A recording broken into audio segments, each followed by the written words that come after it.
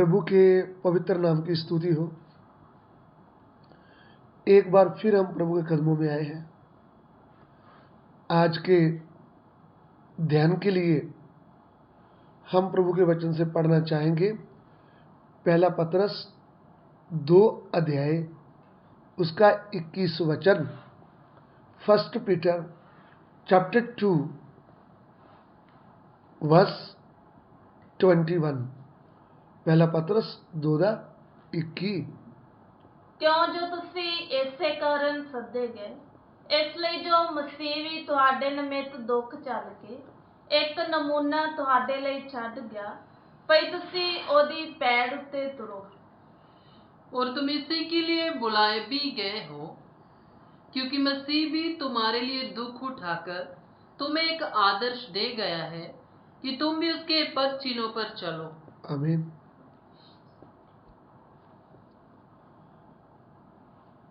प्रभु का वचन जब हम देखते हैं, पतरस प्रेरित मसीह भाई बहनों को एक पत्र लिखता है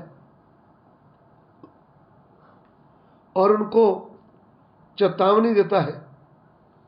क्या कहता है? पहला पतरस 2:21 हिंदी में पढ़िएगा। और तुम इसी के लिए बुलाए भी गए हो। ध्यान से सुन लीजिए।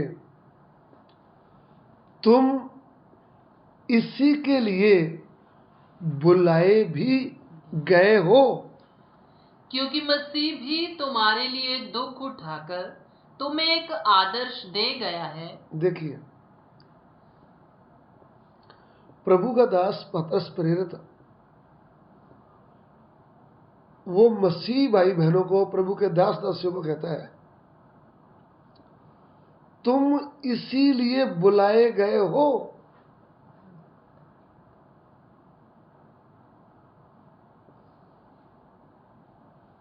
पहला कुरिन्थियों की पत्री उसका 1 अध्याय उसका 26 वचन पढ़िए। फर्स्ट कुरिन्थी चैप्टर 1 वर्स 26। पहला कुरिन्थिया 1:26। हे प्रभु, अपने सदे ते ध्यान करो, भई शरीर दे अनुसार ना ता बाले बुद्धवान, ना बाले बलवान, ना बाले कुलीन सदे हुए हन। बस। हे भाइयों, अपने बुलाए जाने को तो सोचो कि ना शरीर के अनुसार बहुत ज्ञानवान और ना बहुत सामर्थी और ना बहुत कुलीन बुलाए गए।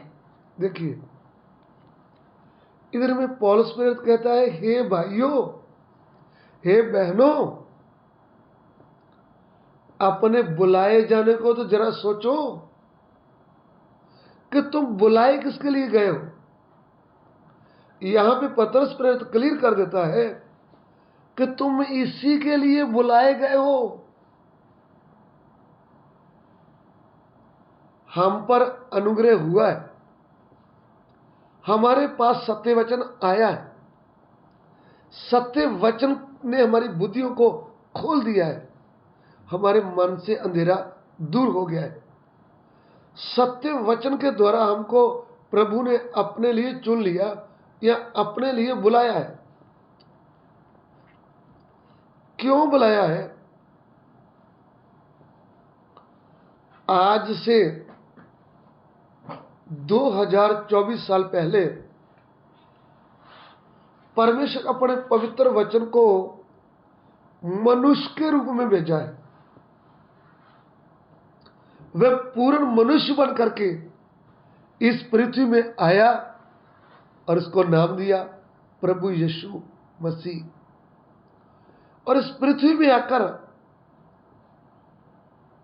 पाप के गुलामी में, मृत्यु के गुलामी में, शराब की गुलामी में, शैतान की गुलामी में पड़े हुए भाई बहनों को छुड़ाने के लिए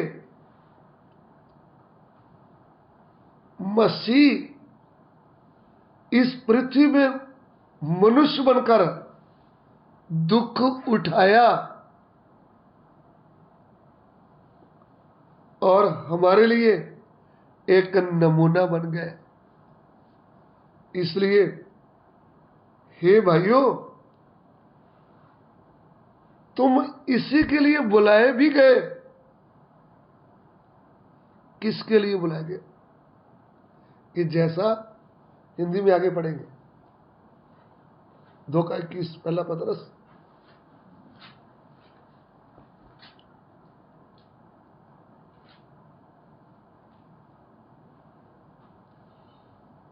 और तुम इसी के लिए बुलाए भी गए हो, क्योंकि मसीह भी तुम्हारे लिए दुख उठाकर तुम्हें एक आदर्श दे गया है। तुम इसी के लिए बुलाए भी गए हो, क्योंकि मसीह तुम्हारे लिए दुख उठाकर तुमको बचाने के लिए नमूना बन गया। मसीह ने दुख अपने लिए नहीं उठाया, हमको पापों से आजाद करने के लिए, शैतान से, शराब से आजाद करने के लिए उन्होंने अपने ही शरीर पर दुख उठाया। इसलिए परमेश्वर का पवित्र वचन मनुष्य बनकर अपने ऊपर दुख उठाया, निंदा सहा, गाली खाया, हमारे लिए नमूना बन गया और नमूना बनकर पूरे जगत को जीत लिया। अभी हमें क्या बोलता है प्रभु? अभी तुम शरीर में इस पृथ्वी में जन्म लिया हुआ है पहले, अभी उस जीवते वचन को, उस नमूना देने वाले मसीह को अपने हृदय में लिया है तूने। मैंने तुमको चुना कैसे?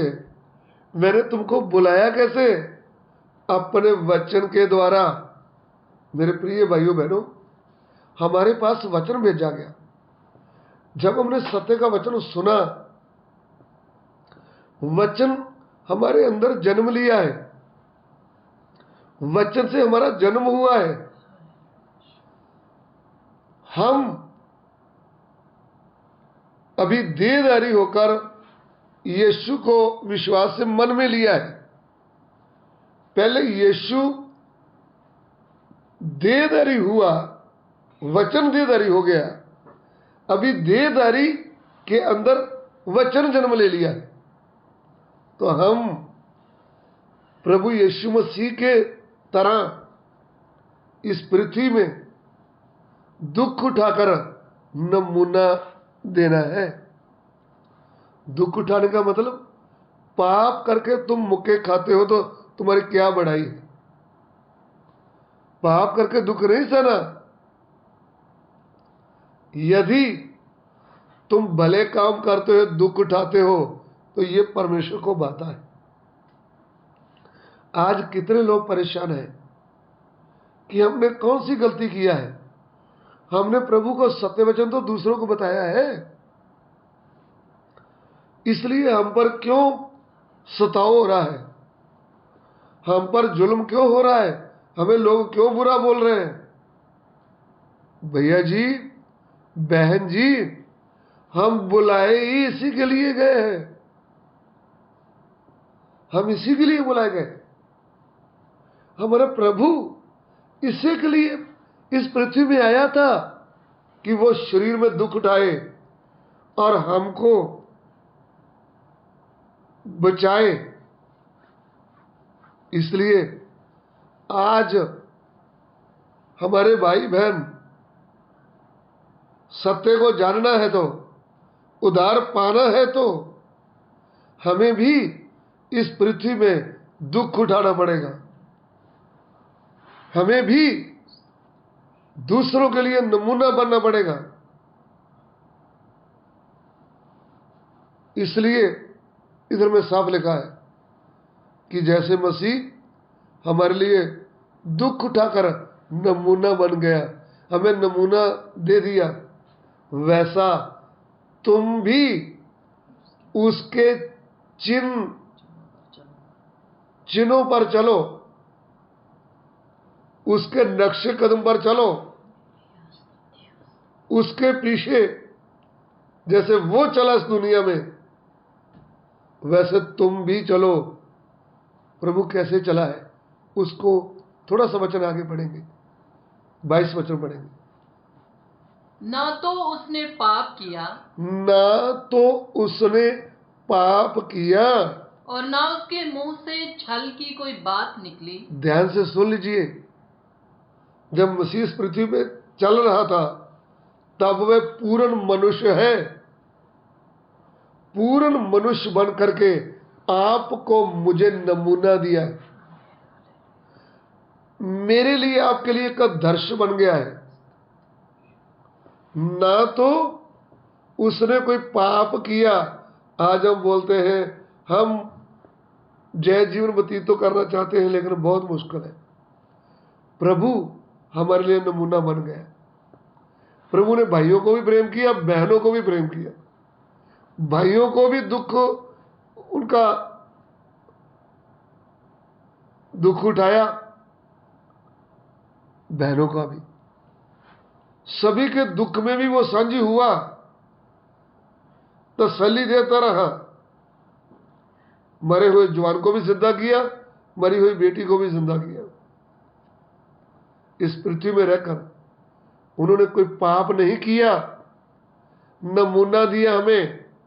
ना ही कोई पाप किया, ना ही उनके मुंह से छल की बातें निकली। आज हम कर क्या रहे? छल खेलना, यहां कुछ बोल दिया, उधर कुछ बोल दिया, किसी की बुराई इधर कर दी, किसी की बुराई उधर कर दी। उसने ना तो छल की बात कही, हाँ, वह गाली सुनकर गाली नहीं देता था, उसको गालियां दी गई। ध्यान से सुन लीजिए, इस संसार के लोगों ने हमारे प्रभु यीशु को भी गालियां दी। इसलिए लिखा है वह गालियां सुनकर भी गाली के बदले गाली नहीं देता था। आज हमें थोड़ा सा कोई एक बात बोल देता है, हम उस एक बात के बदले 4 बातें बोलते हैं। कितनों के मुंह से तो गाली भी निकलती है, फिर बाद में माफी मांग लेते हैं। प्रभु यीशु के मुंह से क्या नहीं निकला? गाली नहीं निकली, गाली के बदले गाली नहीं निकला। और दुख उठाकर किसी को भी धमकी नहीं देता था, दुख उठाकर भी किसी को धमकी नहीं देता था। नहीं तो कह सकता था, आपको थोड़े दिनों के बाद में पता चल जाएगा, जब मैं क्रूस पे प्राण दे दूंगा ना, उसके बाद मैं मुर्दों में से जी उठूंगा ना, तब तुमको पता चलेगा मैं कौन हूं। फिर देखना क्या होगा, मैं एक दिन तुम्हारा न्याय करने वाला हूं। फिर देखना तेरे को कैसे नरक में डाल दूंगा, तू कभी नरक से वापस नहीं आएगा। ऐसा किसी भी भाई बहन को क्या नहीं दिया? धमकी नहीं दिया। आज हम जोश में आकर बोलते हैं ना, तेरे को मालूम नहीं मैं कौन हूं, मैंने एक शब्द बोल दिया ना तो तू 4 भाई के ऊपर गिर जाएगा, तुझे दंड मिल जाएगा, तुम्हारा दिमाग हिल जाएगा, तू होश में आ जा।